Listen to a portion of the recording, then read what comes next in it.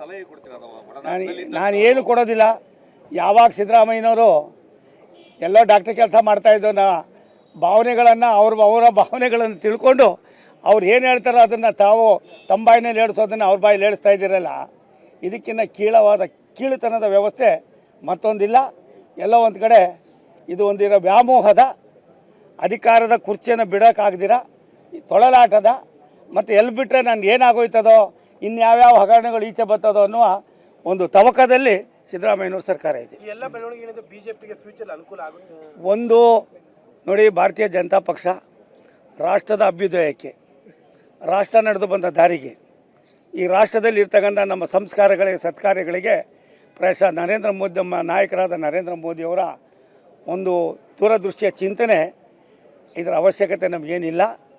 ಜನ ಮ್ಯಾಂಡೇಟನ್ನು ಧಿಕ್ಕರಿಸಿದ್ದಾರೆ. ಅದಕ್ಕೆ ತಕ್ಕ ಪಾಠನೂ ಕಲಿಸ್ತಾರೆ, ಯಾವ ರೀತಿ ಬುದ್ಧಿ ಕಲಿಸ್ಬೇಕು ಕಲಿಸ್ತಾರೆ.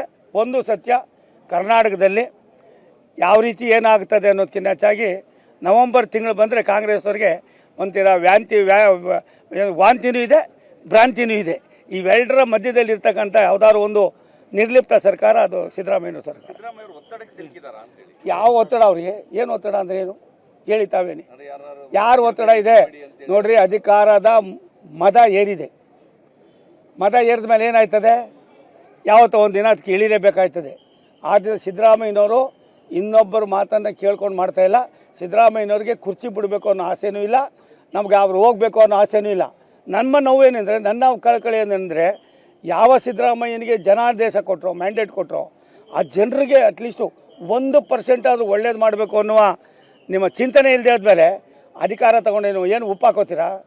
ಗೌರವನ ನಿಮಗೆ? ಇದು ಒಳ್ಳೇದಲ್ಲ. ಬಿಜೆಪಿನ ಒಡೆದ ಮನೆ ಅಂತಿದ್ರು, ಈಗ ಕಾಂಗ್ರೆಸ್ ಏನಾಗ್ತದೆ ನೋಡಿ, BJP ಯಾವುದು ಹೊಡೆದಿದ್ದು ಇಲ್ಲ, ಪಡೆದಿದ್ದು ಇಲ್ಲ. ನಮ್ಮಲ್ಲಿ ಹೊಡೆಯೋಕ್ಕೆ ಸಾಧ್ಯವೂ ಇಲ್ಲ. ನಮ್ಮಲ್ಲಿರೋ ಮೇಲ್ಗಡೆ ಇರೋ ನಾಯಕರು 2 ನಿಮಿಷಕ್ಕೆ ಎಲ್ಲವನ್ನೂ ಕೂಡ ಯಾವ ರೀತಿ ಸರಿದೂಗಿಸ್ಬೇಕು ಅನ್ನೋ ಭಾವನೆಯಿಂದ ಪಕ್ಷ ವ್ಯಕ್ತಿಗಿನ್ನ ಪಕ್ಷ ದೊಡ್ಡದು, ಪಕ್ಷಕ್ಕಿಂತ ದೇಶ ದೊಡ್ಡದು ಅನ್ನೋರು ನಮ್ಮ ಪಕ್ಷ. ಆದ್ದರಿಂದ ದೇಶಕ್ಕೋಸ್ಕರವಾಗಿ, ದೇಶದ ಇತಿಹಾಸಕ್ಕೋಸ್ಕರವಾಗಿ, ಮುಂದಿನ ಪೀಳಿಗೆಗೋಸ್ಕರವಾಗಿ ಪ್ರಧಾನಿಗಳಾದ ನರೇಂದ್ರ ಮೋದಿಯವರು, ನಮ್ಮ ಗೃಹ ಮಂತ್ರಿಗಳಾದ ಅಮಿತ್ ಶಾ ಅವರು, ನಮ್ಮ ರಾಷ್ಟ್ರೀಯ ಅಧ್ಯಕ್ಷರಾದ ನಡ್ಡಾ ಅವರು ಒಂದೇ ನಾಣ್ಯದ 2 ಮುಖಗಳಾಗಿ ಕೆಲಸ ಮಾಡ್ತಾರೆ. ಕಾಂಗ್ರೆಸ್ ಒಡೆದ ಮನೆ ಆಗಿದೆ, ಹೊಡೆದೋಗಿದೆ. ಏನು ಮನೆಯೇ ಇಲ್ಲ ಅಲ್ಲಿ. ಯಾವ್ಯಾವ ಬಾಗಿಲಾಗಿದೆಯೋ ಗೊತ್ತಿಲ್ಲ, ಎಲ್ಲಿ ಡೋರ್ ಇದೆ ಎಲ್ಲಿಲ್ಲ ಅನ್ನೋದು ಅವ್ರಿಗೆ ಗೊತ್ತಿಲ್ದಂಗೆ ಆಗಿದೆ. ನನಗನ್ನಿಸ್ತಾ ಇದೆ, ದಿಕ್ಕು ದಿವಾಳಿ ಇಲ್ಲದೆ ಇರ್ತಕ್ಕಂಥ ಯಾವುದಾದ್ರು ಒಂದು ಸರ್ಕಾರ ಈ ದೇಶದಲ್ಲಿದ್ದರೆ ಅದು ಸಿದ್ದರಾಮಯ್ಯನವರ ಕಾಂಗ್ರೆಸ್ ಸರ್ಕಾರ ಕರ್ನಾಟಕದಲ್ಲಿದೆ.